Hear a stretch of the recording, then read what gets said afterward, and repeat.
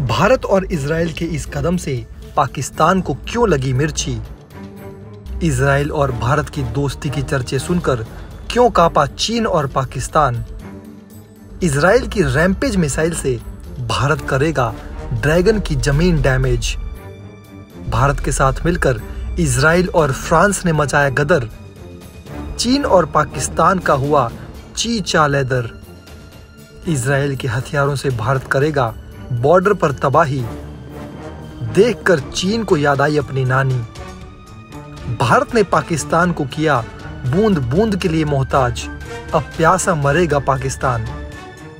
तो दोस्तों, भारत के लिए इजराइल एक ऐसे मित्र देश के रूप में उभरा है जिसने हमारी सुरक्षा चुनौतियों का हल ढूंढने में एक बहुत बड़ी भूमिका निभाई है।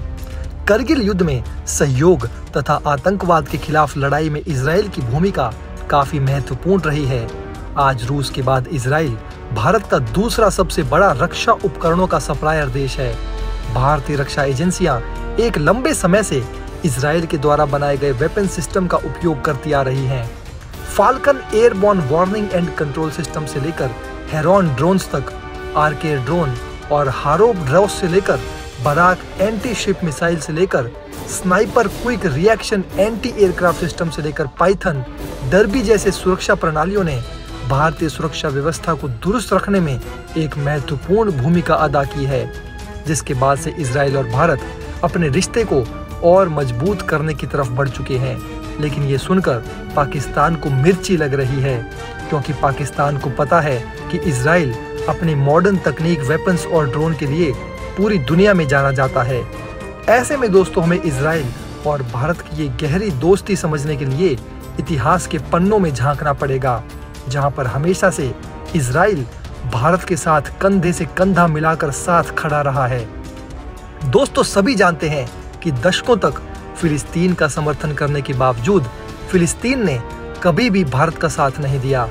अलग अलग दुनिया के मुद्दों पर फिलिस्तीन और पाकिस्तान का गठजोड़ भी किसी से छुपा नहीं है। दिसंबर 2017 में यरूशलेम मुद्दे पर एक रैली में पाकिस्तान में मौजूद फिलिस्तीन के राजदूत ने तो भारत के मोस्ट वांटेड आतंकी हाफिज सईद के साथ मंच साझा किया था, जिसको लेकर भारत ने अपनी कड़ी आपत्ति जताई थी। इसके अलावा कश्मीर मुद्दे को लेकर भी कभी फिलिस्तीन ने खुलकर भारत का साथ नहीं दिया। यहाँ तक कि फिलिस्तीन का समर्थन करने वाले इस्लामिक देशों के समूह OIC ने भी कश्मीर मुद्दे को लेकर भारत की आलोचना करता रहता है, जो भारत को बिल्कुल भी पसंद नहीं है। वहीं दूसरी ओर लगातार दशकों तक नकारे जाने के बाद भी इजराइल ने हमेशा भारत के साथ अपने अच्छे संबंध बनाने पर जोर दिया।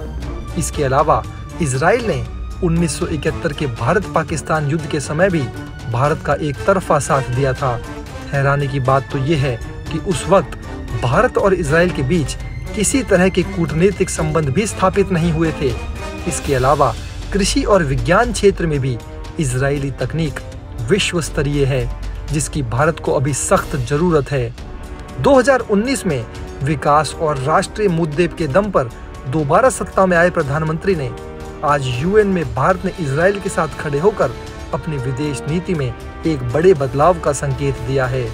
ऐसा करके भारत ने फिलिस्तीन के साथ साथ कश्मीर पर भारत के साथ दोहरा रुख अपनाने वाले इस्लामिक देशों को एक कड़ा संदेश दिया है।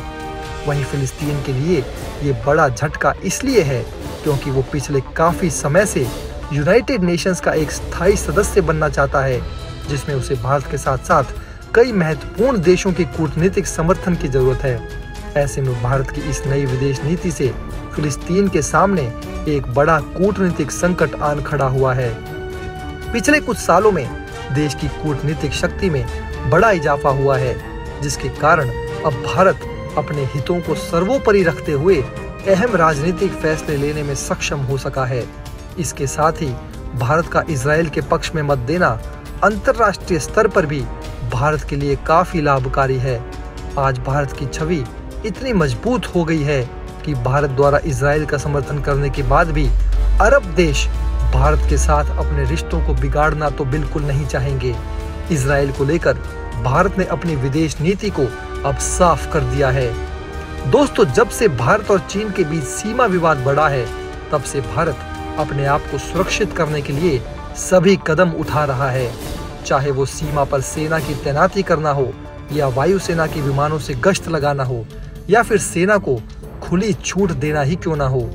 जैसे जैसे ये मामला बढ़ता जा रहा है वैसे वैसे भारत का पक्ष भी मजबूत होता जा रहा है और कई मित्र देश अपने अपने तरीकों से भारत की मदद करने के लिए सामने आ रहे हैं।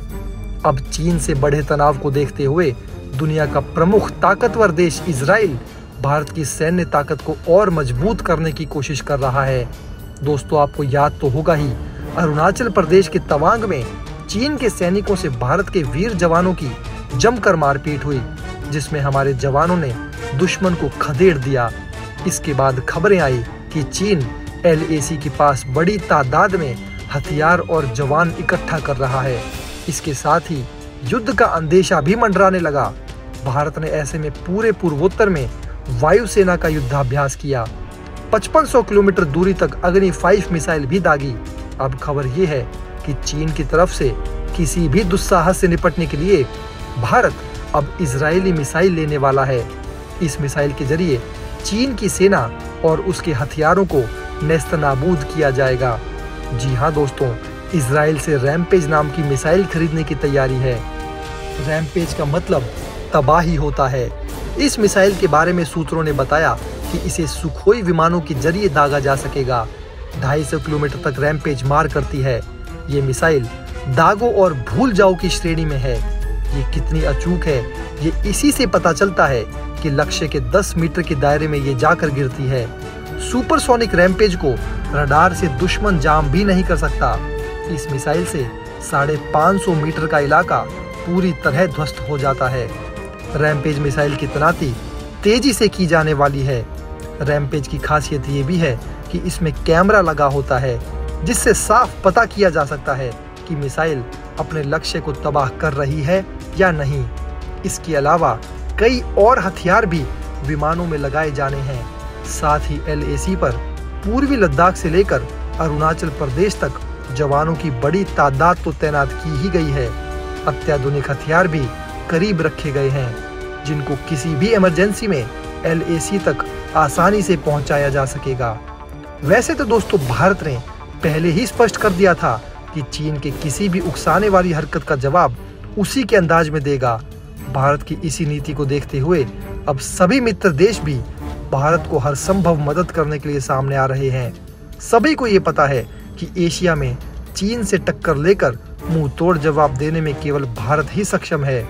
इसी कारण से अब सभी देश भारत की मारक क्षमता को बढ़ाने में लगे हैं। अगर चीन के भी कदम भारत की ओर बढ़ता है तो उसे तहस नहस होने से कोई नहीं रोक सकता। जैसी करनी वैसी भरनी। भारत ने ना कभी युद्ध या दुश्मनी का पक्ष धर रहा है और ना ही कभी उसने पहल की है कि उसका किसी भी देश के साथ युद्ध हो। ये उसके पड़ोसी देश ही हैं जो अपने कुकर्मों के बाद भी भारत से ये अपेक्षा रखते हैं कि भारत क्षमा तो कर ही देगा और संसाधनों की आपूर्ति में कोई कमी नहीं करेगा। ऐसे में दोस्तों, आपको क्या कहना है?